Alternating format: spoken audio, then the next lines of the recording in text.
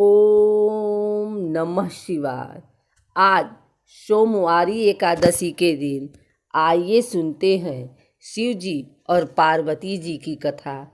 माता पार्वती शिव जी को पति के रूप में प्राप्त करने के लिए घोर तपस्या कर रही थी। उनके तप को देखकर देवताओं ने शिव जी से देवी की मनोकामना पूर्ण करने की प्रार्थना की। शिव जी ने पार्वती जी की परीक्षा लेने सप्त ऋषियों को भेजा। सप्त ऋषियों ने शिव जी के सैकड़ों अवगुण गिनाए, पर पार्वती जी को महादेव के अलावा किसी और से विवाह मंजूर न था।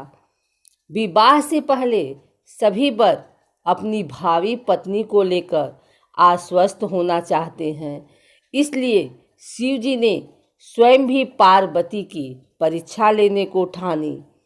भगवान शंकर प्रकट हुए और पार्वती को वरदान देकर अंतर्ध्यान हुए। इतने में जहाँ वह तप कर रही थी, वहीं पास में तालाब में मगरमच्छ ने एक लड़के को पकड़ लिया। लड़का जान बचाने के लिए चिल्लाने लगा। पार्वती जी से उस बच्चे की चीख सुनी न गई। द्रवित हृदय होकर वह तालाब पर पहुंची।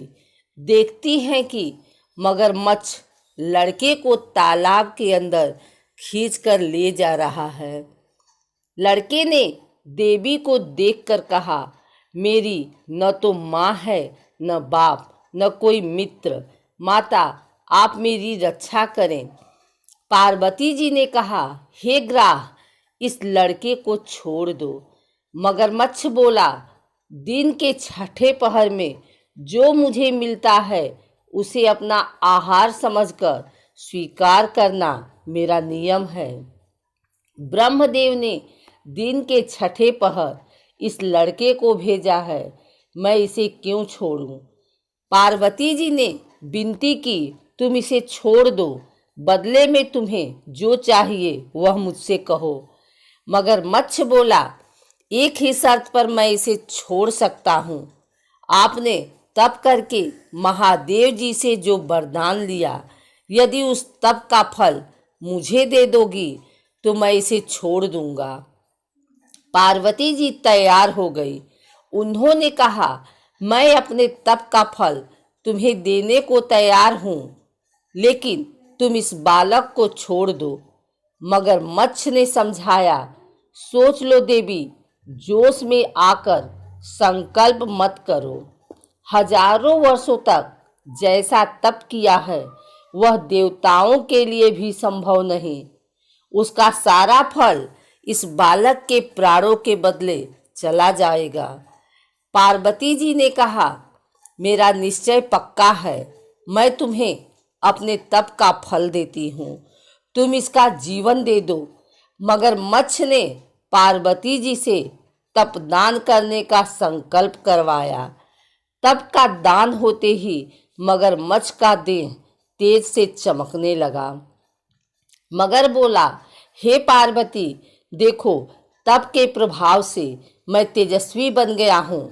तुमने जीवन भर की पूंजी एक बच्चे के लिए व्यर्थ कर दी। चाहो तो अपनी भूल सुधारने का एक मौका और दे सकता हूँ। पार्वती जी ने कहा, हे ग्राह, तब तो मैं पुनः कर सकती हूँ, किंतु यदि तुम इस लड़के को निगल जाते तो क्या इसका जीवन वापस मिल जाता? देखते ही देखते वह लड़का अदृश्य हो गया। मगरमच्छ लुप्त हो गया। पार्वती जी ने विचार किया, मैंने तप तो दान कर दिया है, अब पुनः तप आरंभ करती हूँ। पार्वती ने फिर से तप करने का संकल्प लिया। भगवान सदाशिव फिर से प्रकट होकर बोले, पार्वती, भला अब क्यों तप कर रही हो? पार्वती जी ने कहा, प्रभु, मैंने अपने तप का फल दान कर दिया है। आपको पति रूप में पाने के संकल्प के लिए मैं फिर से वैसा ही घोर तप कर आपको प्रसन्न करूंगी। महादेव बोले, मगरमच्छ और लड़के दोनों रूपों में मैं ही था। तुम्हारा चित्त प्राणी मात्र में अपने सुख दुख का अनुभव करता है या नहीं, इसकी परीक्षा लेने को मैंने यह लीला रची। अनेक रूपों में दिखने वाला मैं एक ही एक हूँ। मैं अनेक शरीरों में शरीरों से अलग निर्विकार हूँ। तुमने अपना तप मुझे ही दिया है, इसलिए अब और तप करने की जरूरत नहीं है। उसके बाद भगवान शंकर बारात के साथ हिमांचल के यहाँ जाते हैं। हिमांचल उनकी आव भगत करते हैं। बारात तो विलक्षण थी। ऐसी बारात न किसी ने देखी और न देखेंगे। मदमस्त शिव के गढ़ और कोई मुखहीन, कोई विपुल मुख भस्म लगाए हुए शिव जी। शंकर जी दूल्हा थे, लेकिन सांसारिक नहीं, वह अविनाशी और प्रलयंकर के रूप में थे। सब कहने लगे, दूल्हा भी कभी ऐसा होता है क्या? गले में सर्पहार, शरीर पर भस्म लपेटे हुए।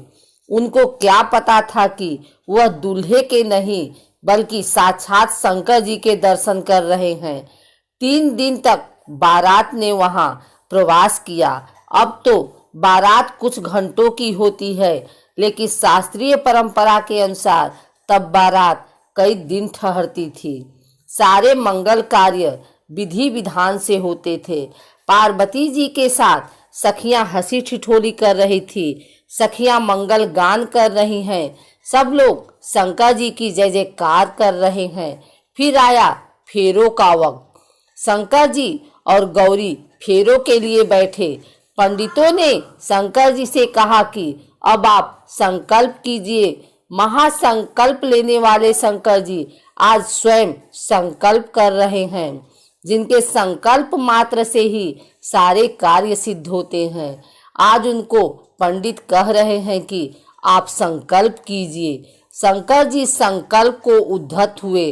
तभी पंडितों ने उनसे पूछा, आपका गोत्र क्या है? शंकर जी हैरान, कैसे बताएं कि क्या है गोत्र? कभी इस पर ध्यान नहीं दिया। सृष्टि के जन्म, पालन और संहार में लगे रहे। शंकर जी का त्रिलोक ही गोत्र है।